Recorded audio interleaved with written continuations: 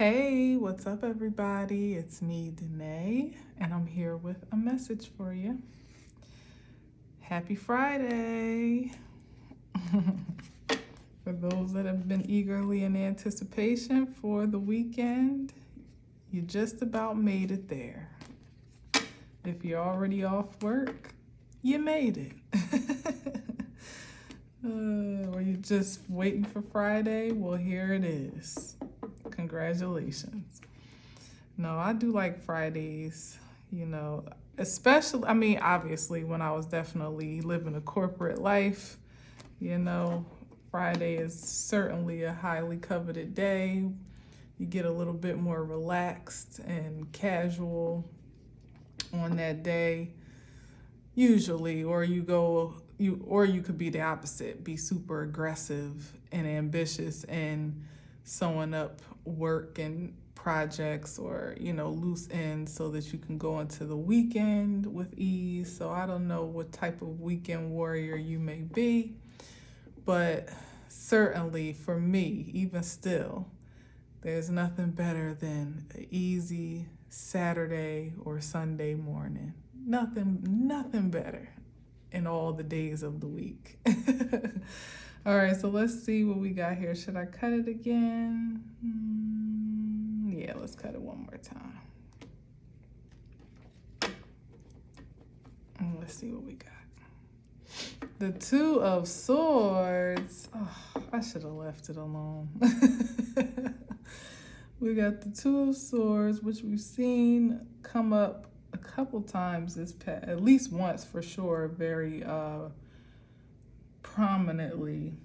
But the Two of Swords, in this particular message, is open to interpretation at this point. It came up in the spread before, but leading with the Two of Swords, it could be a number of things, which is kind of why I really don't like getting cards like this as kind of like the overall energy to start, because it's like, well, I don't want to lead the message, but I also got to give the message, So the Two of Swords is like either being at a crossroads at a decision, being, it can be a number of things. You know what? I'm not even going to do it. I'm not going to do it because most of you probably know what the Two of Swords gives anyway. So let's take it out and let's move on, okay? Like, let me not try to qualify it prematurely. If it was a more powerful card,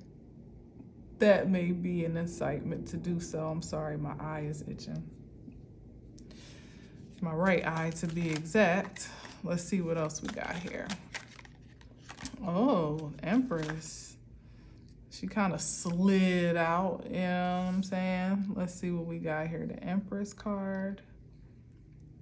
Should I put that up there? Let's leave it alone since I didn't qualify it much. But we got the Empress here.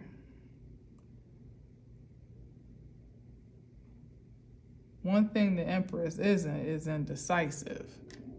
The Empress is an extremely powerful feminine energy, quite certain about her productivity, her reproductivity, her creativity in general, her decision making, discernment, her governing, as she is the governess of her estate, of an empire even. So what would there be? Is someone unsure of their position or at a crossroads? Let's see, what's with the Empress? Now I gotta look at that, right? I'm not keeping this, but this is maybe somebody's unsure about where they stand spiritually, how they should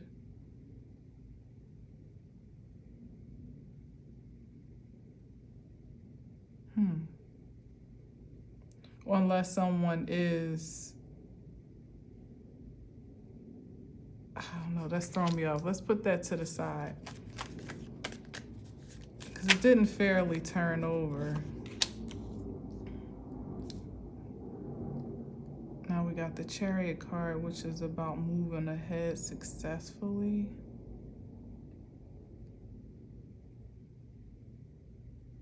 And victoriously.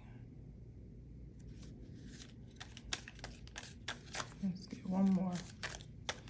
What's on the other side? Strength. Okay. And the Eight of Wands. Okay. So what is the problem? What is there to be indecisive about or unsure of or blocked, resistant to, that feels projective, or maybe an assumption with this Four of Cups energy here that somebody may assume somebody is refusing. Oh, okay. Somebody is refusing to accept the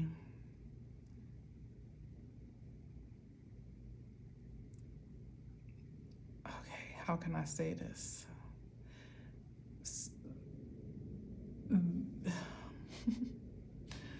The prominence, is that what we're talking about here?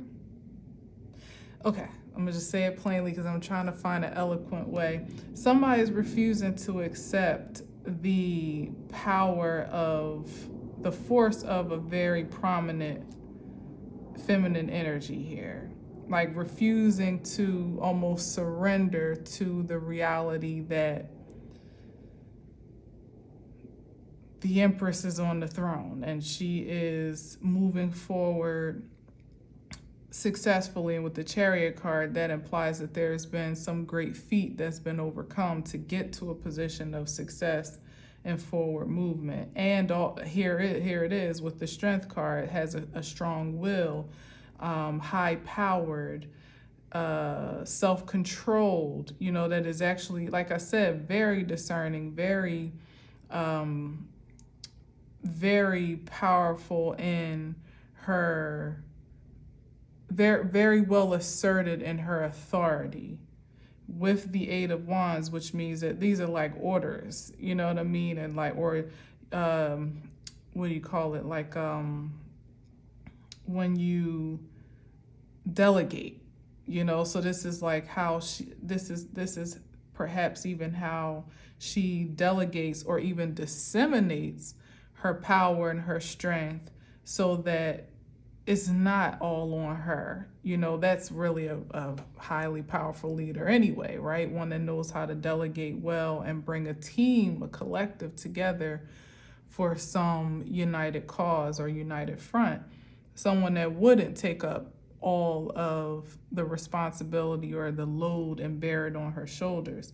But see, we started with the Two of Swords, so this is either someone that doesn't recognize theirself in this energy or see themselves as they are revered, really and truly, maybe even from the outside looking in, but if not, definitely from a divine ordinance with the Eight of Wands here, or that's what's about to be projected in a public setting or in a public sphere on account of what's been cultivated, perhaps maybe even a bit blindly, maybe with the Two of Swords. But this card is saying something extra. It's saying that somebody can't digest this reality.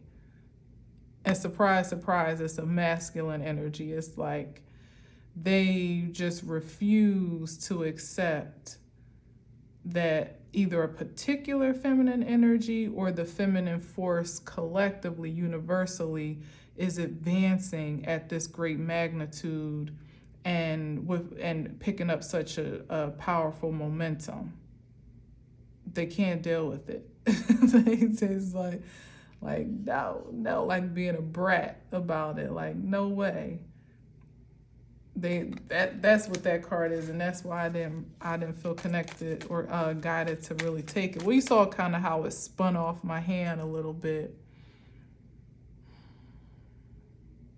but didn't turn over. it wants to make its presence known, but also doesn't want to be revealed, exposed, I should say. That's a dangerous energy. So it feels deeply enough or rejected enough. Maybe they feel left out or discounted from this success in some way, shape, or form. And instead of accepting that cup of love, which is ultimately self-love and, nurturing, licking their wounds, pretty much however it is that they're feeling wounded, finding the proper healing and acceptance for that, they rather sulk and have a pity party that ultimately leads, in this energy, it kind of feels like it's leading to the potential for some aggravated opposition, because just simply on the fact of refusal to accept what is. And it's like the Empress is just being the Empress, and Chariot is just natural order. If you have fought the good fight, particularly as a Chariot does, then you advance to a next level or to some position of peace or as a victor of some sort. And then with the Strength card, it's on account of your own personal strength. And with the Eight of Wands, that's the advancement, that's the expansion, certainly of I would say, if not a heavenly or divine ordinance, definitely natural, like just the cause and effect of what is destined to some degree, what is a natural order of this evolution. But somebody sees the inner, or either they see with that Four of Cups, they either see the feminine energy as this tool, like they don't know what they're doing, like they don't have a right, there it is, that like they're not unworthy of this privilege and this honor, is what someone feels. They're unworthy. Like what have they done to deserve that? Or why do they get to be honored in that way? Why do they maybe just not even seeing the strength and the overcoming that just is as something that is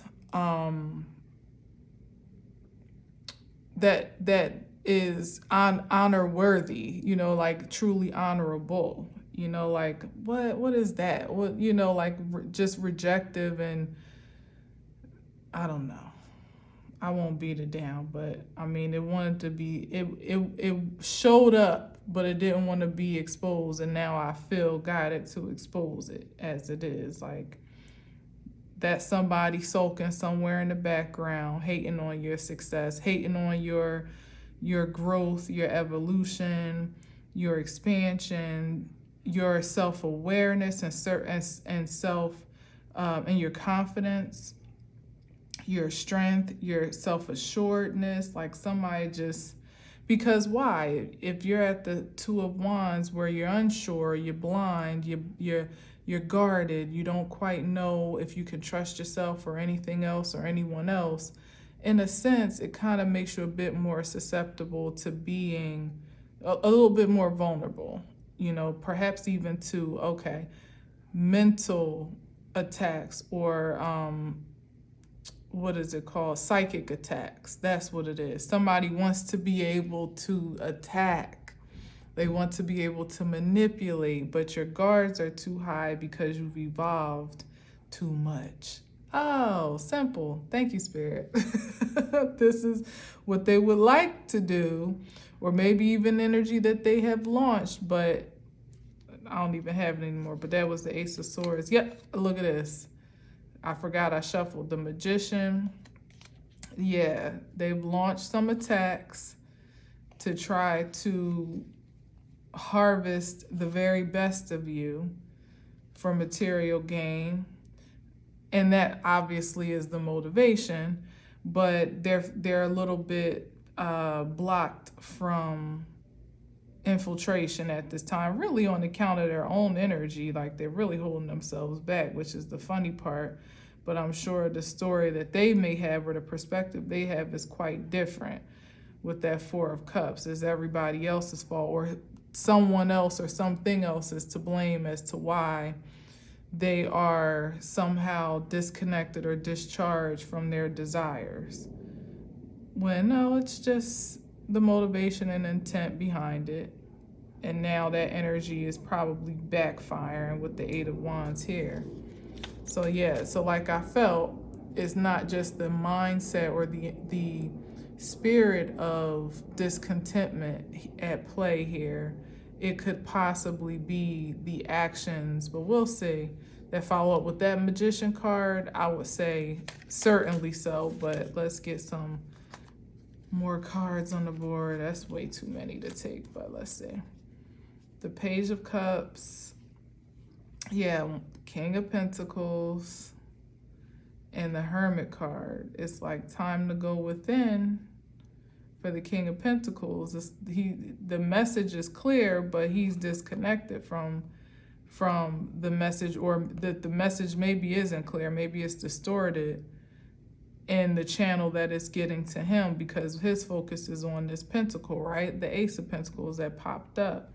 Meanwhile, there's a higher calling that has been hearkening to his awareness, and it's like, I don't think he is listening, or the channel is distorted in some way with this Page of Cups, because the focus is still on material and prominence and this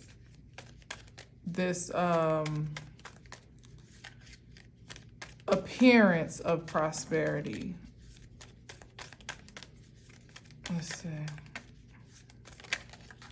Oh, well, my, and I'm gonna put him right down here. My eye is steady at itching. Interesting. All right. Yep. He done sent some work and it's coming right on back. Or just the energy that he's been insisting to stay in is working against him. That's the most practical way I could say it. Like, everything he tries to do is more or less shot down, or there's interference in some way. As I said, like, the channel is distorted. Because of the intention behind this manifestation is veering on the side of manipulation, wanting to force an outcome that is not ordained, that's not universally divined or designed, but would be in his favor. Simply on account of, I keep saying resistance, but it's something else. It's like a refusal to, it's like, you know what I'm getting? Oh, that's funny. Someone refuses to bend the knee. If you're Game of Thrones, which, I mean, that was such a popularized part of the series that you probably saw it in like clips or in jokes or in passing at some point in time, because that was like a theme of the show at some point in time. Someone refuses to bend the knee and recognize the Empress, the Queen, as exactly who she is, not just because who she is, because if we think about it, like, we're talking about Daenerys, Stormborn. Well, Daenerys Targaryen, sorry, I was about to say her whole damn title. Daenerys Targaryen, who, you know, she had been outcasted from her birthright, but had more or less like beat the odds that were stacked against her, not just to survive, but also to thrive, to build an army. Look at this. This is what this is. This is interesting. To build an army of resistance and an offense, a strong offense, of a collective of individuals that would have been less likely to serve, let alone protect her. So there's that part. She traveled in that time, like clear around the globe, you know, as it's projected to be so, to get back to her homeland and her birthright. And she did it more or less in her strength. I'm gonna post that too. One of my favorite scenes is when Daenerys first meets Jon Snow, and he travels all the way from I think he was at Castle Black at that time, and he travels all the way there because on that island in particular they had obsidian, which ultimately they were calling Dragonstone. And that was supposed to be the main defense against the Nightwalkers, who were, you know, the antagonists of the entire series. The pretty much zombies, you know, Nightwalkers, Night of the Living Dead type of creatures, being led by the Night King, who was like a zombie king of sorts, like a demon, really. So she did all these things. And so one of my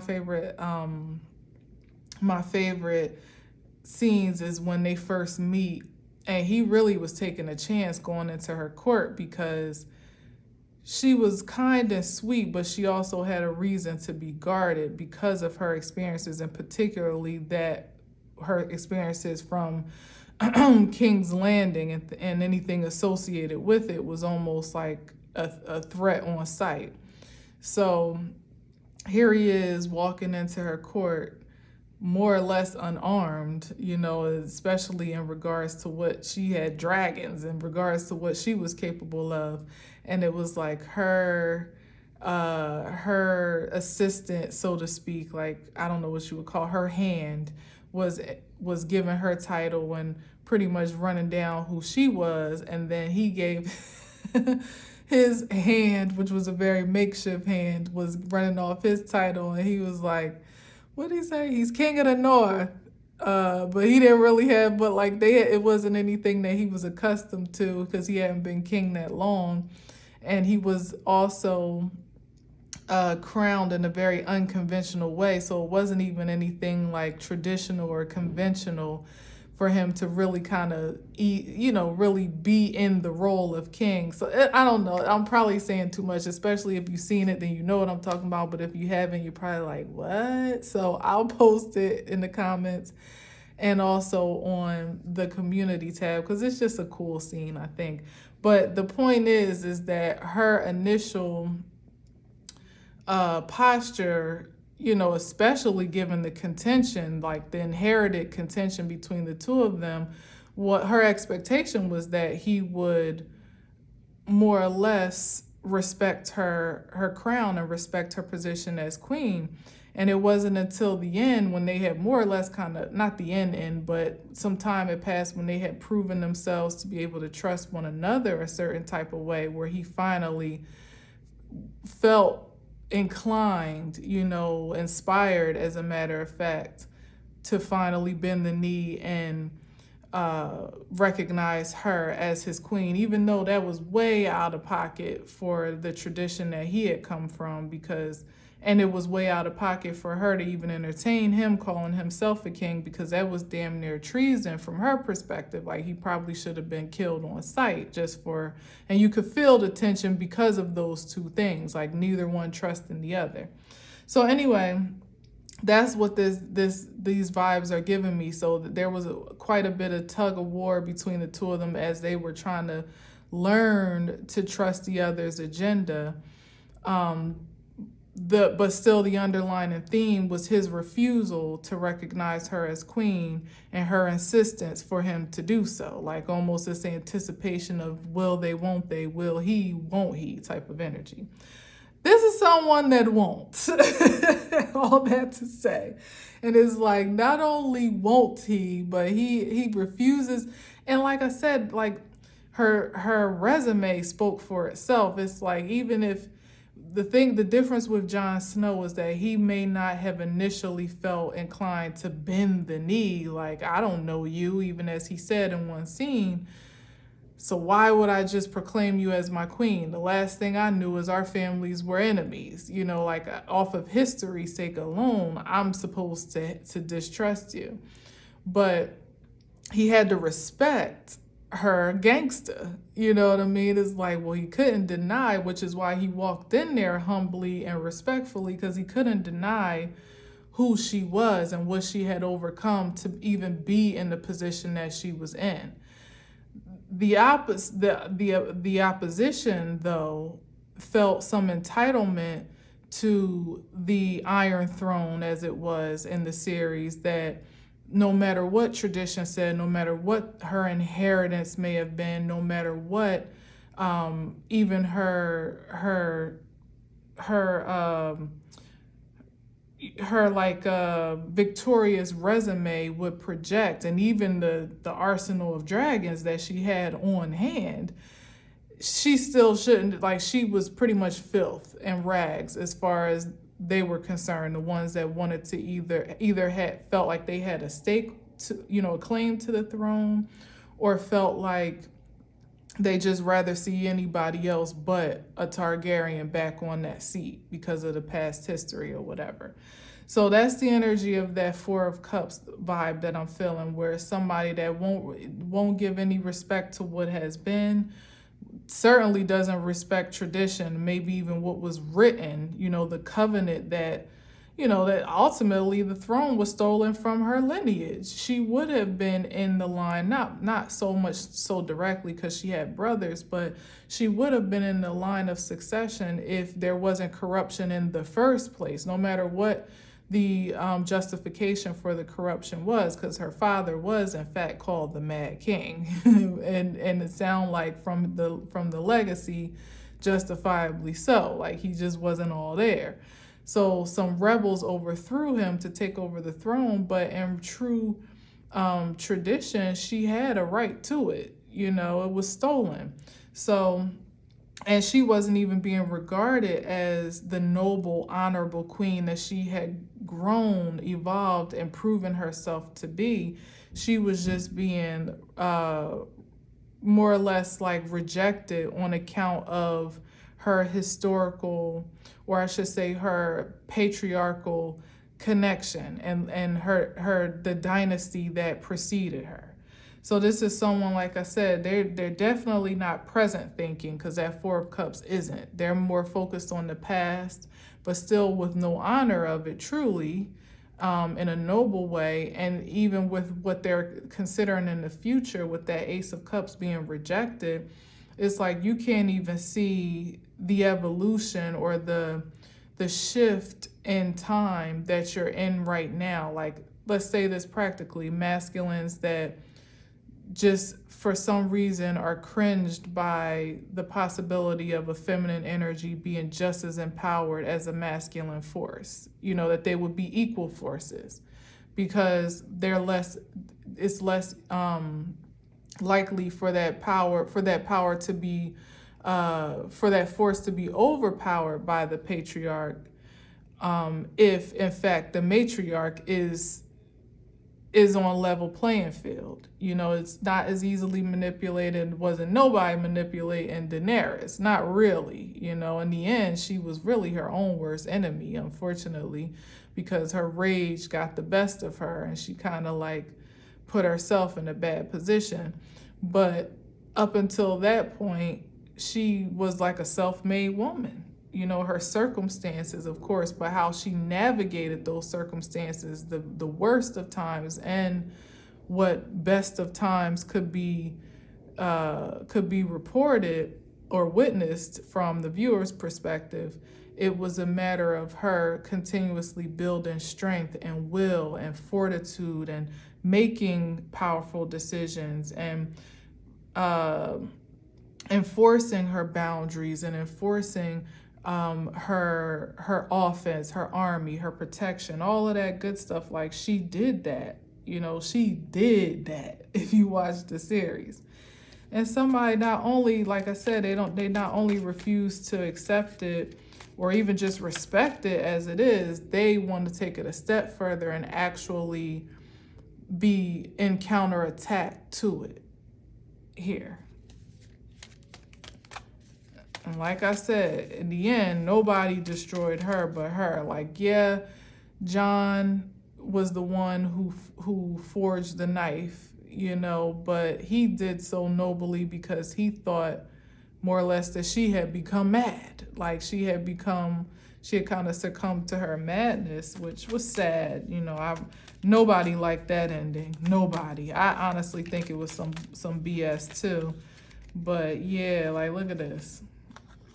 He laid her down, but that was ultimately her blind, like, she became almost blinded by her fury instead of open to creation as she was. Like, she even, the decisions that she was making that seemed to be destructive or aggressive were always with justice in mind. It's like the noblest of justice, though. Like, not just what's justice for me, but with the consideration of the greatest good of all, or the masses, I should say, because obviously not all, but for her, like, the majority of creation living in liberation. That's what she did. She freed slaves, and then they became part of her army, and people that were in disenfranchised living situations is who she courted, more or less, and who she inspired to join forces with her. And she didn't just do so to manipulate or, to monopolize their energies. Like, oh, come with me, I have a better life for you. She actually did offer a more hopeful experience of life, where it wasn't like people were afraid and followed her. They were inspired by her love of people and were incited to follow her naturally. So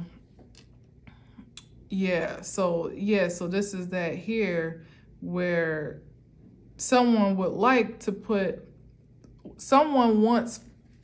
so it's like the hope and the wish is like, if I can't do it, if I can't be the one to manipulate the energy or send a direct attack, then the prayer is that as I'm speaking, that the feminine force would ultimately eliminate themselves. They would disqualify themselves from any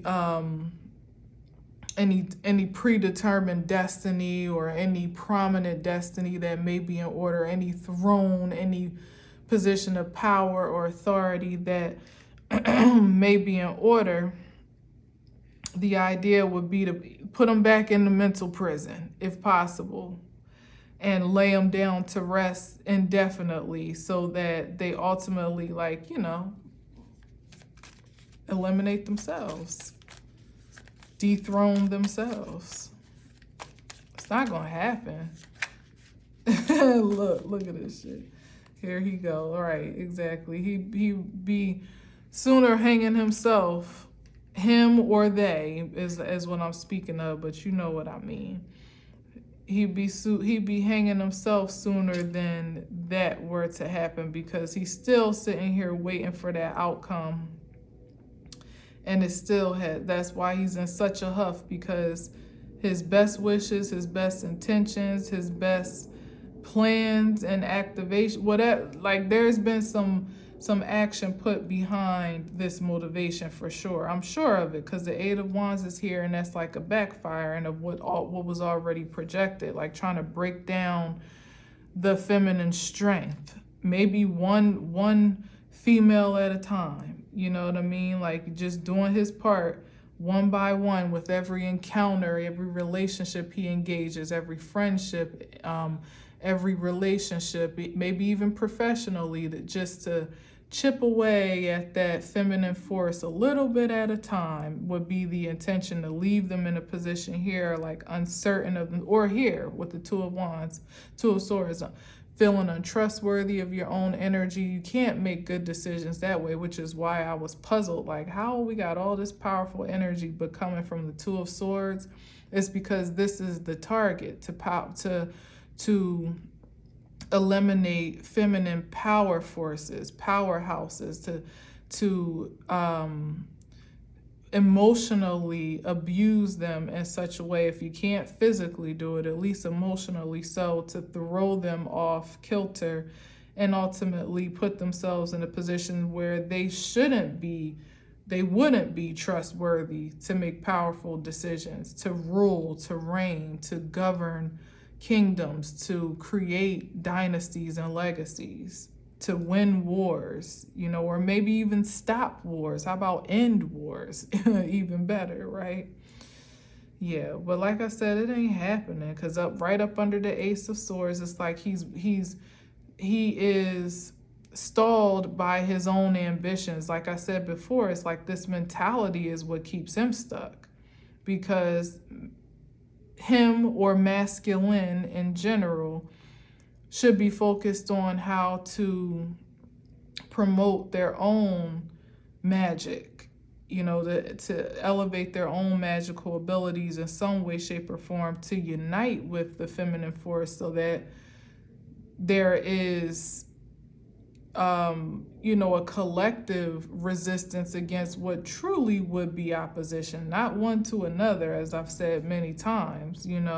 That's why the masculine energy becomes his own worst enemy, as it is here. Did I say energy or enemy? The masculine energy, if I didn't say that right, becomes his own worst enemy here, because his tactics are just outdated. They're outdated, and they're ineffective. Even against the intended target, they're ineffective. So it's like what's been intended for the feminine energy to ultimately take herself out is now being backfired onto the source or the sender. It has to go somewhere. It's like, how can I say this? I don't know. I just feel like trying to launch a missile and having certain coordinates that you're certain are, the enemy's camp, or some prominent territory that you want to eliminate, but mid-air it somehow just like turns back around, back to home base, or back to its original base. That's what's happening here. Like with every attack that's launched, it turns right back around. In some cases, it doesn't, like how, God forbid, like how the shuttle, that one shuttle explosion where it was launched and it wasn't even out of the stratosphere before it exploded.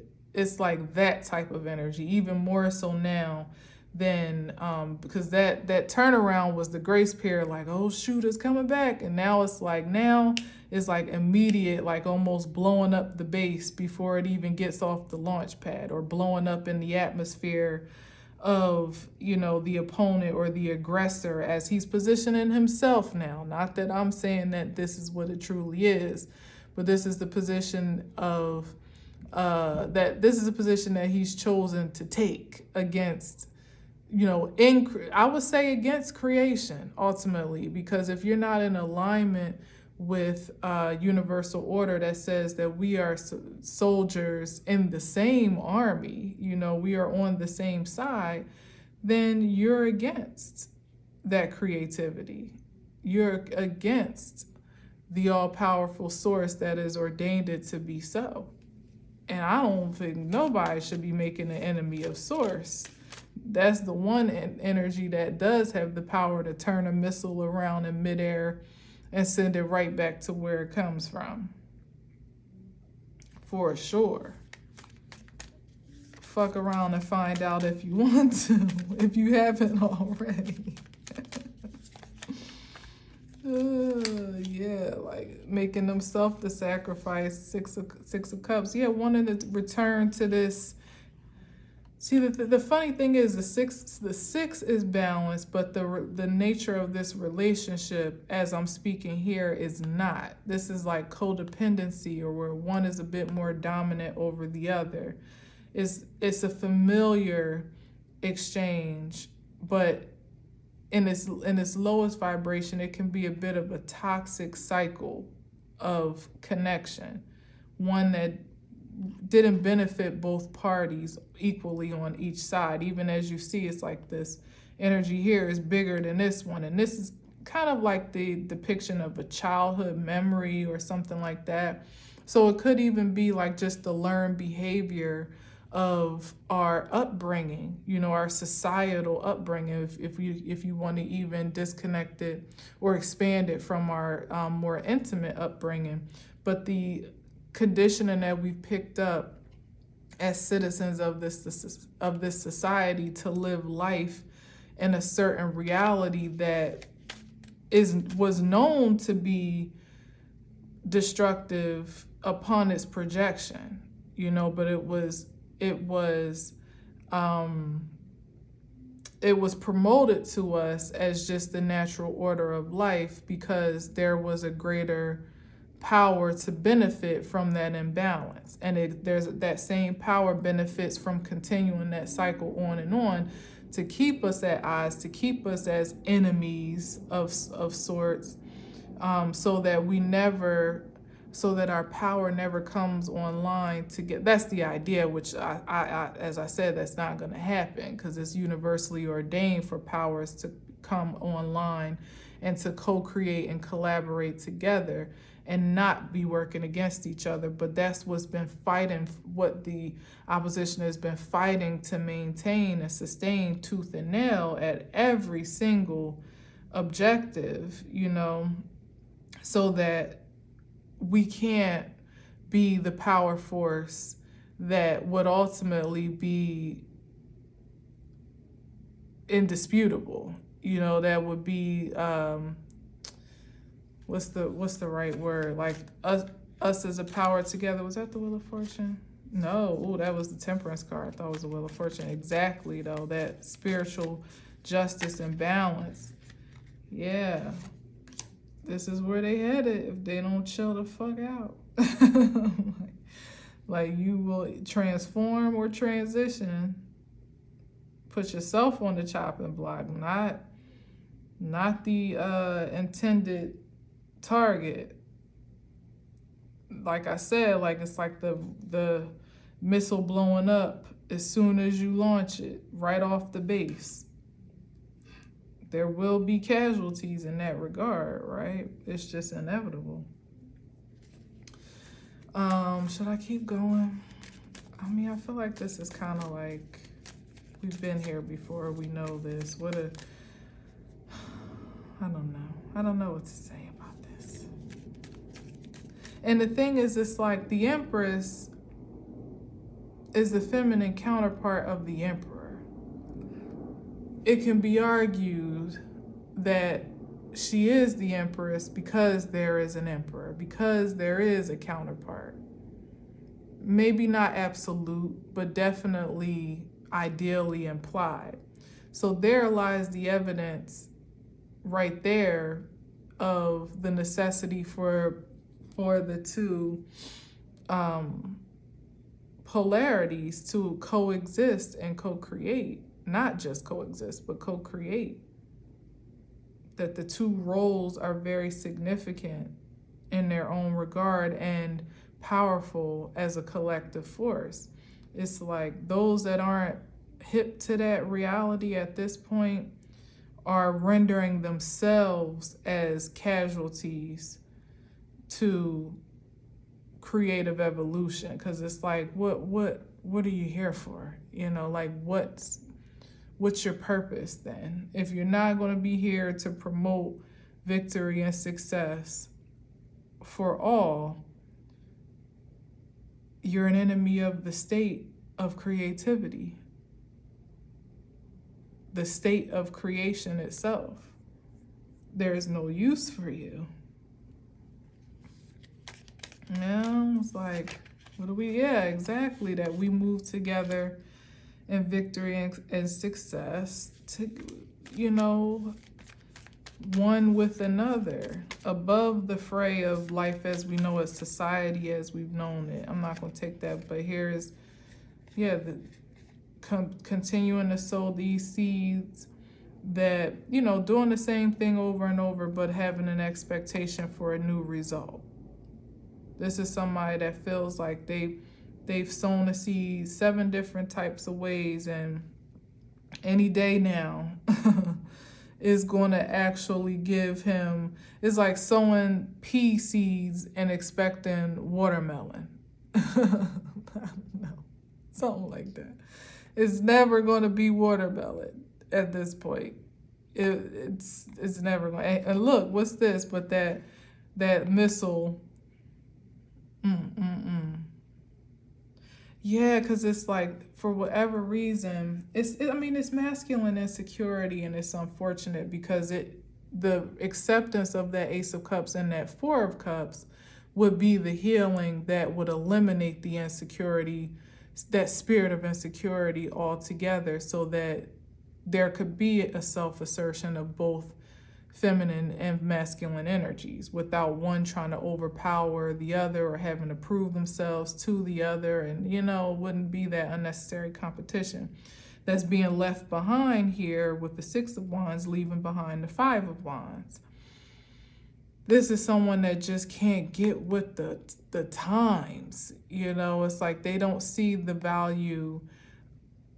Either they don't have an interest in elevating, you know, with that motivation of co-creativity, or they don't have the confidence to believe that they can and will successfully to be a proper partner to such as the Empress, a high-powered feminine energy. They rather bring that energy down to size, you know, so a damsel in distress, so that they can offer this Knight of Cups, you know, and have her feel like it's the finest wine in town, you know, when really it's piss. It's piss. It's disgusting. Shoot, it's not even water, which would at least be nourishing, you know. It's something that's going to dehydrate me anyway, even if it is good wine. You know, like, no, thank you. And then what's the purpose of intoxicating me once again so that you can have your way? Like, hell no. Manipulating energy instead of manifesting creativity. It's no place for that anymore.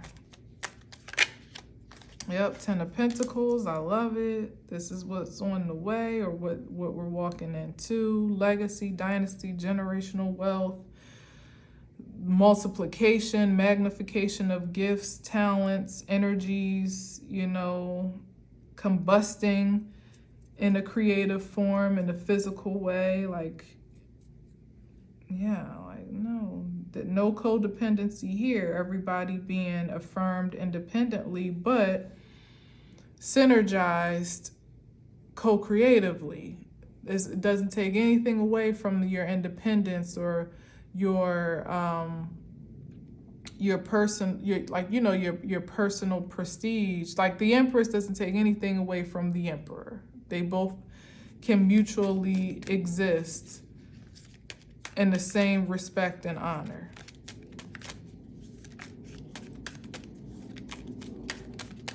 Let's just get one more and then we out here. Oh, wow. Oh, okay. Well, I guess under the Hangman, that's anybody that's not willing to, you know, it's like this is the pain that you're subjecting yourself to. That's it right there. self-inflicted pain, because you have the invitation, or had at least the invitation and the opportunity to transform and transcend toxicity. And this is someone that continues to submit to it. And exactly, like Nine of Swords. If that is the refusal, then that is the sentence. Or if that is the insistence, then that is the sentence. Nine of Swords. To be in this state of anxiety and paranoia, self-inflicted turmoil. It's unnecessary, it really is. Like, yeah, like that. That's the expectation. Like, there's nothing more to be expectant of, no matter how many spells, how many plots, plans, how many women you set out to manipulate, even the ones that are vulnerable to it. The backfire, the backlash, that missile will still only blow up on your foundation in the end. Even if it was, if the coordinates were well aligned, you know, well calculated, impeccably calculated, geniusly calculated. In this season, it's only going to be a self, you know, pretty much a personal attack that you receive in your own camp to your own disadvantage. The expectation for it to be successfully launched otherwise are silly, to say the least. But definitely, like,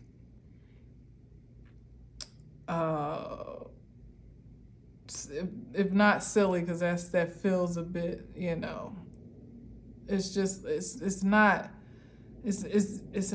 ideal, and it's not wise, it's not smart. I don't know how else to say it other than just silly. It's like this, you keep seeing the evidence of it, that nothing is, no matter what, things are moving forward, people are moving forward, life is moving forward, and the universe is ordaining it all. So to continue to fight against that, it's like, I don't even know what to call that, you know, I really don't. Maybe there isn't a word for it just yet. Maybe that's the energy of that. Look at this.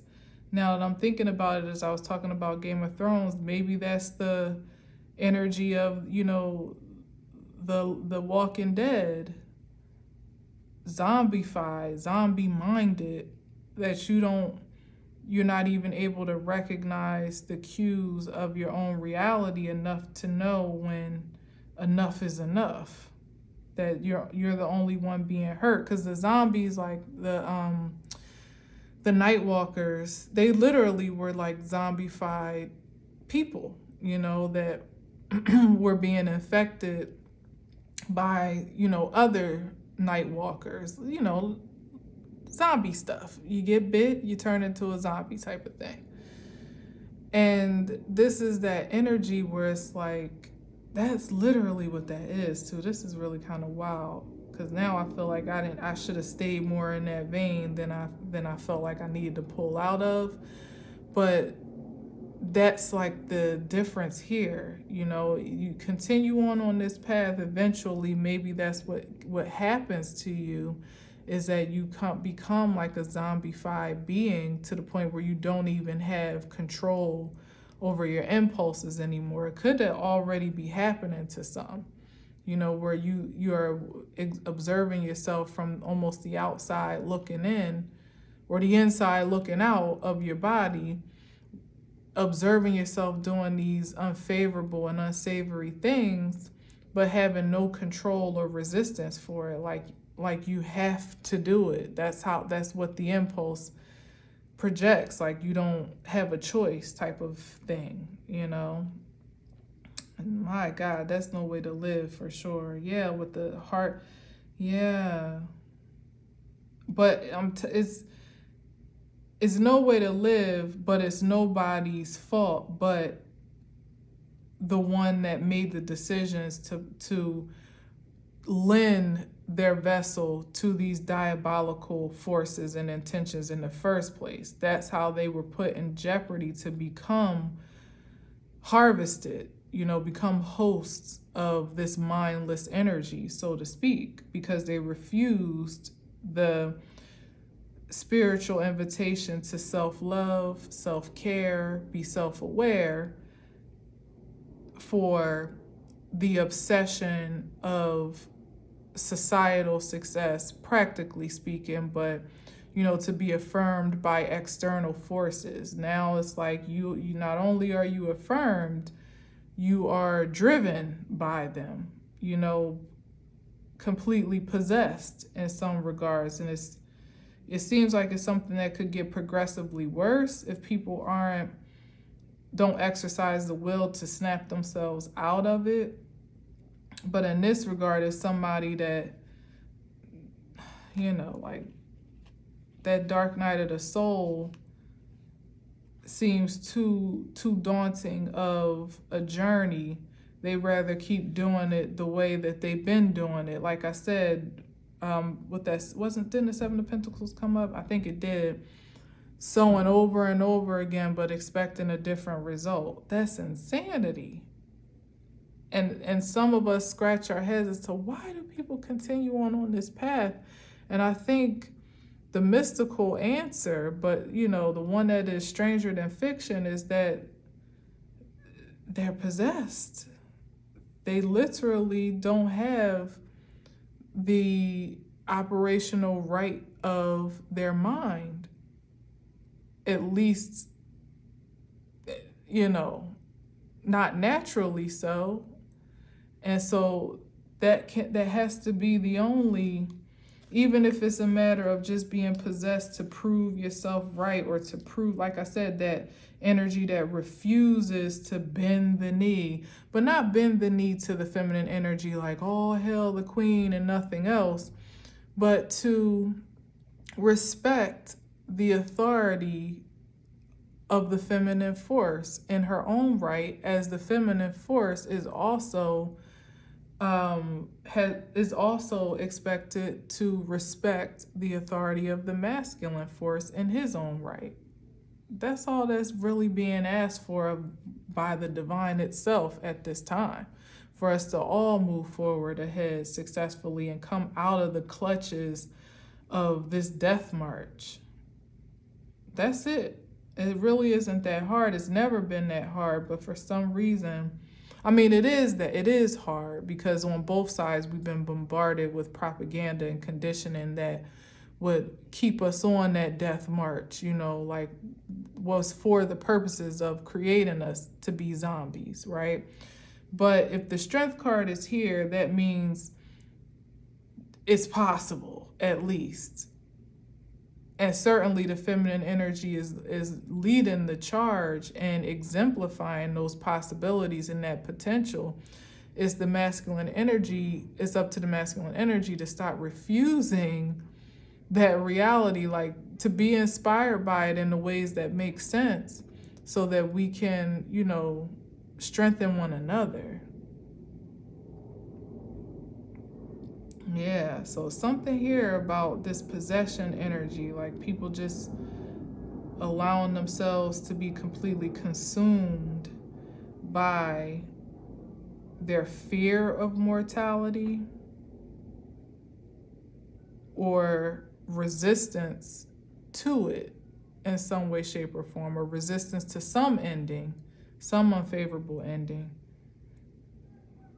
So I don't know, but I'm gonna let it go. Thank you for listening. Thank you for watching. Until next time, as always, I leave you with peace.